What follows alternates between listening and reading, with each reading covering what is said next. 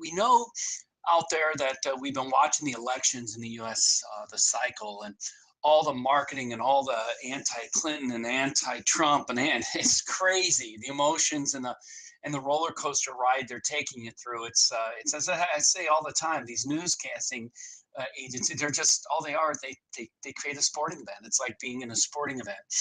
The difficulty is when it comes to the market itself. And the questions that arise out of it is this manipulated? Are these politically manipulated to do something for a particular candidate or maybe against a particular candidate? And I have to say, yes, it is. There are times when it is politically motivated, advertising politically motivated messages, and they try to keep the markets up. They do it. It's been done over and over again historically. So the answer to it is yes.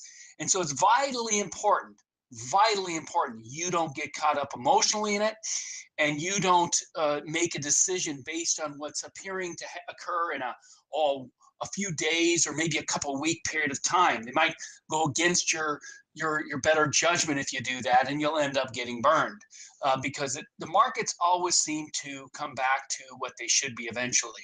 So I want to kind of touch on what helped me write the newsletter this last month in regards to deflation. And if you haven't received it, just go onto the sites, log in and grab it. There's 21 fresh numbers that point to expanding deflationary collapse, and that's both global and domestic.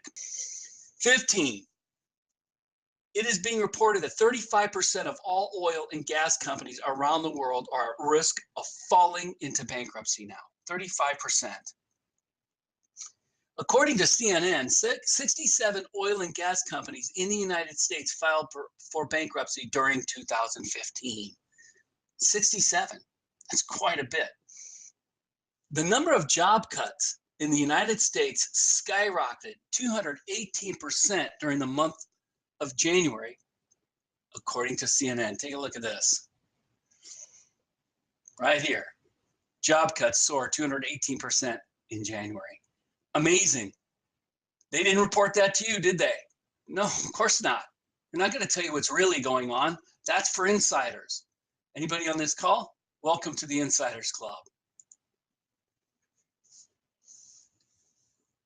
18. Number 18 of 21 reasons for expanding deflationary collapse. All over America, retail stores are shutting down at a stunning pace. Walmart closing 269 stores, including the 154 inside the United States. Kmart is closing down more than 24 stores over the next several months. JCPenney will permanently is permanently shutting down 47 more stores after closing a total of 40 stores in 2015. Macy's has decided that it needs to shutter 36 stores and lay off approximately 2,500 employees. The Gap is in the process of closing 175 stores in North America. Aeropostale is in the process of closing 84 stores all across America. Finish Line has announced that 150 stores will be shutting down over the next few years. Sears has shut down about 600 stores over the past year or so, but sales at the stores that remain open continue to fall precipitously. I want to make a point here. You could tell here by what I've just read, those are retail consumer stores. What does that tell you the consumers are doing? They're conserving. They're saving their money. They're not spending their money, okay? When that occurs, that means the public is starting to say, wait a second, there's something wrong here. I need to save my money. If I have any left from taxes, if I have any left, my insurance costs, everything costs a little bit more as far as insurance, but everything seems to be going down. Why? Nobody's spending money. They sense it. There's something wrong out there, okay? 19, global stocks have fallen to bear market territory, which means that about 1/5 of all global stock market wealth has already been wiped out. Another 2/3 might be going. 20, unfortunately for global central banks, they have pretty much run out of ammunition. Since March of 2008, central banks have cut interest rates 637 times around the world. They've purchased a staggering $12.3 trillion worth of assets. They do that to act as they're spending money and appreciating the economy and moving the economy up. But that's not how the economy grows. It grows through the public, business, and expansion of business. And the global banking system and tax system of these countries, okay, is deflationary. It is anti-spending. It is more socialistic, higher taxes. When you do that, you take complete motivation out from people. They don't spend their money, and they start to have a crisis that is causing deflation. Okay, and that's where we're at. So there's not much more that they can do. They basically have run out of their ammunition. And so what's happened recently, and what's happened in Europe and everything, is the money has been coming to the United States. So it's the short-term pop here is a little bit more money coming into the United States. Ultimately, when that money can't find a home, and in the United States is starting to enter the same cycle these other countries are. We saw that start in August of last year, continue till now. Since August and in January last year, we're down. We may be up short term here the last few weeks, or week or two, whatever. But in the long run, it's going to continue down because that's what's happening. You could tell that there's a crisis of confidence in the government, because recently, and this will be short-lived as well, we've seen the price of gold enjoying its best quarterly performance in 30 years. And the reason is gold really rises when there's not inflation. Inflation and gold, we'll have to do a webinar one time for you. Inflation and gold don't correlate. What correlates with gold is the collapse of confidence in government. And that's what you're starting to see a little bit of. We believe that there will be another rise in confidence for a short period of time shortly, and gold will continue its move down. Just follow the charts on your gold, and you'll be successful. Now, these two are some scary charts. In fact, I think these next two slides are the scariest thing you'll ever see. As you can see in the chart below, profit margins have averaged about 6.5% over the last 65 years. And every time they've gotten well above 6.5% range, they come back to earth and they go to below 6. Well, take a look where it's at. That's about that's almost a 50% decline, okay? Just to get back to where they bounce down below that red line, okay? That's 65 years. It happens every single time. Put it in your pocket, it's going to happen. Okay, period. It's just going to happen. That is fully supported by the 21 reasons we just read through. And then this, chart number 2. We've talked about this at previous monthly webinars. As you can see the chart below, every time the PE ratio has gotten well above 20, they've always come down to below 10. Whoops, there's a spelling error. Before starting a true sustained rising stock market. We're at 25. So in order for it to get below 10, it has to decline 65%. We've got a ways to go. We've got a ways to go to get back to normal levels. We've got a ways to go for deflation to finish its decline. We've got a ways to go for just simple profit margins to come back into reality.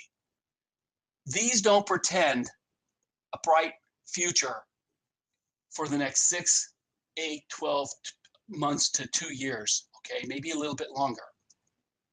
Can these markets go against the trend? Can they continue to go up for the very short term, a month, a couple of weeks, a month, 2 months at the most?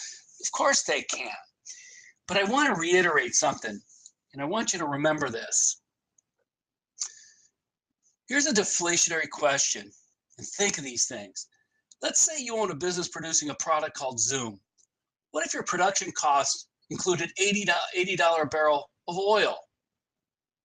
And what if your competition paid $40 per barrel of oil for the same product? Now their product is on the shelf and your product is on the shelf. Can your product be priced at the same price as the one that was produced after? No, right? It has to come down in price. That's deflation. That's deflation. So companies get killed. Now, when everybody's doing it, and it just keeps going from people were talking about the price of oil, oh, it's so good. Well, here's an example of why declining oil prices is not good. Because you've got products that are sitting on the shelf like clothes. Okay, they all need oil. Everything needs oil that sits on the shelf. What about the products that go to your grocery store and sit on the shelves? things that can last on their shelves, not like fresh goods, but things that can last. They cost more on the shelf because they were delivered a month and a half, 2 months ago when the price of oil was more expensive. So delivered to the store, it sits there. Nobody wants it. They can't pay that price. They lose money. The company loses money. It doesn't work.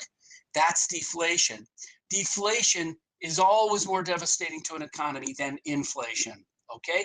Just don't ever forget that. So what we are going to see and what we are seeing is a rapid expanding deflationary crisis. Okay? Add to that the fact that you have migrants all over Europe coming into Europe. Add to that we have issues here in the United States of migrants. Add to that we have healthcare issues that are all around the world, okay? These things aren't just domestic, they're global, as we just showed you on those 21 points. These problems aren't in any particular area, they are everywhere. Very, very, very serious issues coming before us. So be careful when you're out there, follow the signals. You never know when that one thing happens, that little one, whatever it is out there that turns everything off and the markets just collapse. When markets collapse, they go quick, as we've seen here late last year and at the beginning of this year. They can go quick, and they take a lot less time going down than they do going up. Okay, so be very careful, be attentive, pay attention, check in. Check to the updates, the market updates. Ron a few minutes ago says check once a week. I'm going to tell you, the more we get into this, I'm going to be writing more. About a week and a half ago, I think I wrote 3 market updates in the week. Be sure to check in, okay, and look at it. These things can occur quickly, and they can be devastating. So be patient with your trades. If any of you are out there and you're short, in the markets because we did have a red signal, those types of trades are much more aggressive because you don't have to be in very long. You can see quickly if the market goes against you, you can have a little trade. But if you're patient enough and you don't look at it, you don't get emotional, stay with it. Those of you who like to stay in these types of trades, you don't want to go short, just stay in cash, stay there. I want to give you an illustration of why you want to stay in the cash if we're in a red bull, in a red arrow position. Because in deflation, you make interest on your money just sitting in cash. You're looking at the example right in front of your eyes. If you'd have had $100, or we'll just use $80 right in front of you, you could have bought a barrel of oil a year ago. And if you didn't buy that today, you could buy 2 barrels. Wait a second, you were in cash for a year and now you can buy twice as much? That's deflation. When prices drop and you have cash in hand, you're sitting in cash, you come back later, you can buy more. Okay? What did that happen? You just made over 1 year, you just made 100% on your money, and it was just cash in your hand. In deflationary markets, cash is king. In inflationary markets, leverage is king. In other words, when you buy a house that's going up in value, when you get a mortgage, and your house goes up, it goes up greater than the value of the interest rate, you're making money. But if you buy a house on interest and it goes down in value, you're getting killed. Okay? So this is the perfect example here, the $80 and the $40 barrel, to give you an idea of how you make money with deflation. So don't ever fear being in cash for a while. It's okay. Okay? Just in the oil side, you'd have doubled your money in about a year. So think about those things when you're doing this. A lot of these things are new concepts, I know, but that's what I'm here for, to help guide you the rest of the way.